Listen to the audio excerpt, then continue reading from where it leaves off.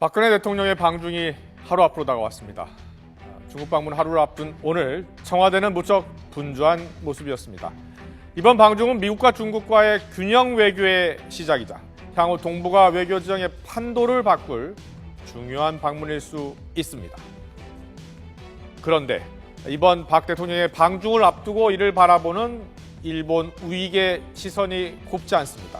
일본 우파 성향 일간지 산케이신문은 어제 박 대통령을 명성황후에 비유하는 인터넷판 칼럼을 내놨습니다. 한국이 조선 말기와 같은 4대 외교를 보여주고 있다고 비판하면서 망발에 가까운 칼럼을 쏟아 놓은 겁니다.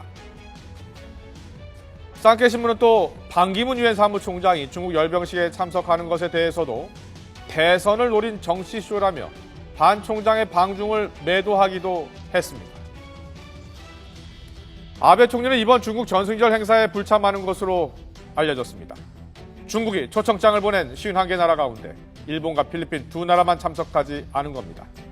패전국이라는 이유로 참석하지 않은 것도 있지만 중국 전승절 행사가 군사적 색채가 강하기 때문에 미국이나 유럽 각국 정상이 참석하지 않기로 한 것을 고려해 이들 국가와 보조를 맞춘 것이란 분석도 있습니다.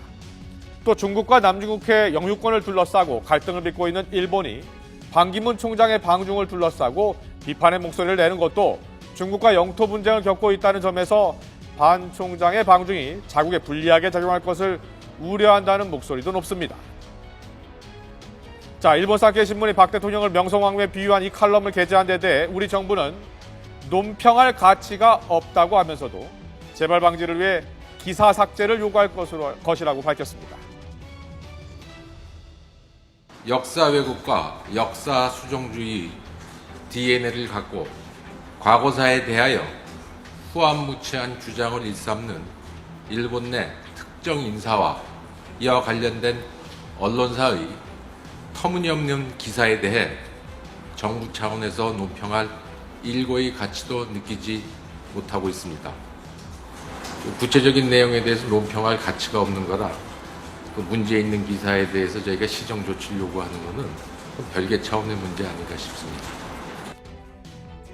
이 산케이신문의 망언에 여야 정치권도 일본 구구주의의 뻔뻔한 민낯을 보여준 사례라면서 한 목소리로 비판하고 나섰습니다.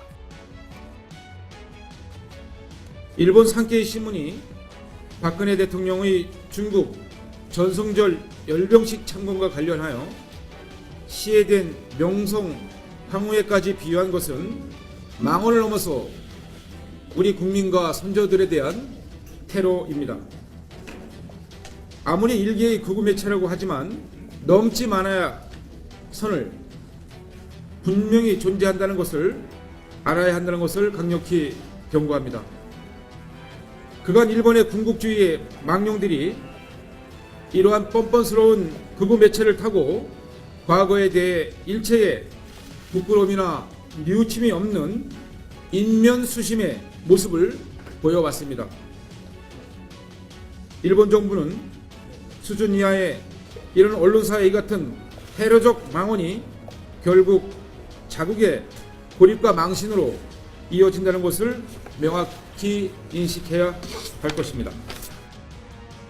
새정치민주연합의 김영록 수석 대변인 역시 굳은 논평을 통해서 일본이 4대주의를 운운하기 전에 미국의 기대에 전쟁할 수 있는 자위권 확대를 기도하고 있는 그 행태부터 되돌아보고 반성하기 바란다고 밝혔습니다.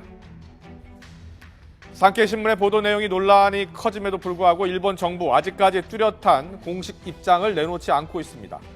박 대통령의 열병식 참석으로 한중 관계는 덜 나위 없이 가까워졌지만 일본과의 관계는 계속 멀어지고 있는 모습입니다. 다만 일각에서는 내일 한중 정상회담에서 한중일 정상회담 개최 가능성도 논의될 것이란 전망이 나옵니다. 일본의 계속되는 망언 가운데 한중일 3국의 정상회담이 연중에 과연 개최될 수 있을지 주목됩니다.